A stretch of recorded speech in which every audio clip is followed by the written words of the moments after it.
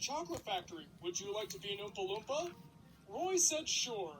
But what he wasn't told was that he wouldn't be playing one Oompa Loompa. He would be playing approximately 500.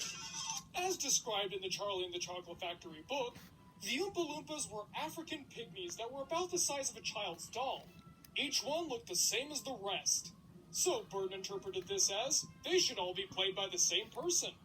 Out of everybody who worked on this movie, Deep Roy had it the hardest. He never had a moment to rest. He had to learn how to dance, he had to learn how to sing, play instruments, climb mountains, cut hair, while Roy would rehearse with a team of choreographers so he would see how things would look when it's all synced up. When he was on set, it was just him. How they would do it was film Roy in one position doing one thing, film Roy in another position doing another thing, and rinse and repeat over and over and over again, and bam, you've got one scene. On to the next. The studio kept pushing for the crew to develop CG Oompa Loompas instead of having Deep Roy do everything, but they didn't go for it. They wanted everything to be as real as possible. CG wasn't able to develop the textures and realism that they wanted for the scale of this production. If the audience was going to feel like they were transported into another world, everything possible had to be real. CG was only a last resort. And sure enough, the crew got their way. Burton did much of the concept designs himself, and when things were put together, he was not disappointed. Neither was Lissy. She said that all these sets would have been exactly what Dahl wanted. It really was as if the book had come to life. And they were very resourceful when it came to building the sets as well. The inventing room was made of aeronautics scrap metal, and half the things in the chocolate room were legitimately edible.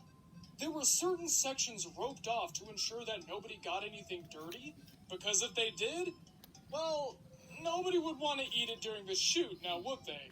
When people entered the edible parts of the room, they had to wear special boots in order to keep everything scarily clean, both in terms of making sure that the food was edible and that it still looked presentable. The chocolate in this room was, for the most part, real chocolate, and in order to ensure that they had a real chocolate waterfall, 50,000 gallons of chocolate were made, and boy, did it look tempting to eat, but not to go in. Philip Weingrotz wasn't very excited to do the Augustus Gloop falls into the chocolate river and gets sucked up into the pipe scene. You know, the main scene for his character. This was in large part because going into chocolate was very different than going into water.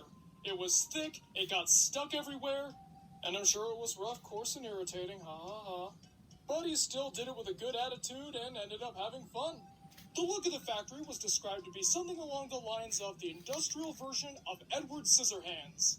It was his intention that the factory would be designed as if it was its own character.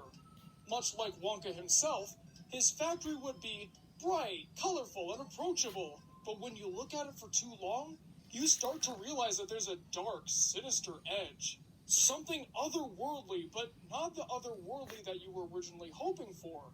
This was in contrast to the outside world, which was either bleak and uninviting, or was sterile and boring. But then when you'd go into the factory, it would be like in The Wizard of Oz, where everything started off in black and white, and then became a world full of color. For the most part, everything went on without a hitch. There were only 2 recorded issues that happened on set. The first was that the practical effects that they were going to use for Violet transforming into a blueberry didn't look the best. So, much to everybody's chagrin, they decided to take the studio's recommendation and use CG. But in the end, this turned out to be the right decision. This way, they were able to make her larger than life. The only other noteworthy issue was that on the day where they were filming the introduction scene with Willy Wonka, you know, the famous Willy Wonka, everybody give a cheers song, there were constant clouds coming in to block the sunlight. And just when they thought they were clear of the clouds, it started to rain. Burton was infuriated and stormed off, swearing and getting mad at everybody who looked at him funny. And this was because, just as he promised, Burton was dedicated to making this one of his best movies ever. He would always tell extras, no, don't walk like this, walk like this. This is how real pedestrians walk. Or in times where they were in the bucket house, which was also modeled after Roald Dahl's writing shack. No, act more like this. This is how poor people are supposed to be. You may say he was micromanaging, but everybody had fun, so why complain? Everyone was getting along and becoming friends, making in-jokes, and even if they were getting tired sometimes with some of the physically demanding scenes, they always had a smile on their faces. This was mostly the same for the crew as well. The only exceptions might be the squirrel trainers, because next to Deep Roy, their jobs were the hardest. Squirrels are not easy animals to train. They get distracted, they misbehave, and they're very distrusting to strangers. The training took months, but eventually they were able to get the squirrels to do what they wanted. This also just so happened to be one of the biggest fights between Warner Brothers and Burton over replacing something with CG. Thankfully, Burton won out in the end. At long last, Charlie and the Chocolate Factory was ready to be released. And it did so to a strong box office return of $475 million as opposed to its $150 million budget, but the reviews were kind of mixed. Many critics and audience members felt that this was a surrealist yet fun adventure that was exactly what they were hoping for, while others saw it as a bad remake of a beloved classic. And again, it's not a remake. I'm trying to be as objective as possible here, but I just gotta say, you can like Willy Wonka better than Charlie, that's totally fine. But we need to acknowledge that this isn't a remake. You know, when people try to tell me that Charlie's a remake of Willy Wonka, I always say that the Peter Jackson Lord of the Rings movies are a remake of the original Ralph Bakshi film. It's the same logic, right? So it's gotta apply. One of Charlie's biggest detractors was Gene Wilder saying that it was a disgrace.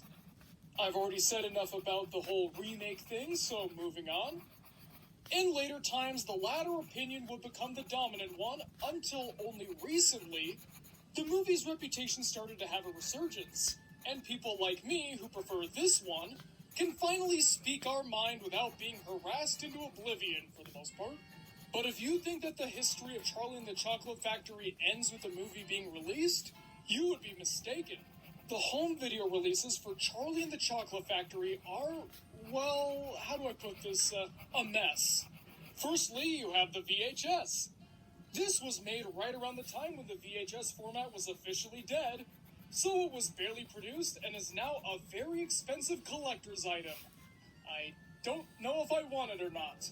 Then you have the DVD, which, objectively, is fine, but it's missing almost all the bonus features like behind-the-scenes footage and director's commentaries. If you want to get to know the movie, this release is gutted. If you want to find all that extra stuff, at least at the time, you had to shell out some extra money for the HD DVD release. You guys remember the HD DVD? That thing that tried to compete with the Blu-ray and then just died? Good times were had by all. As far as I'm aware, the Blu-ray release that came years later is almost identical to the HD DVD one, so if you want to get some of that behind-the-scenes goodness, check that one out because you may or may not be disappointed.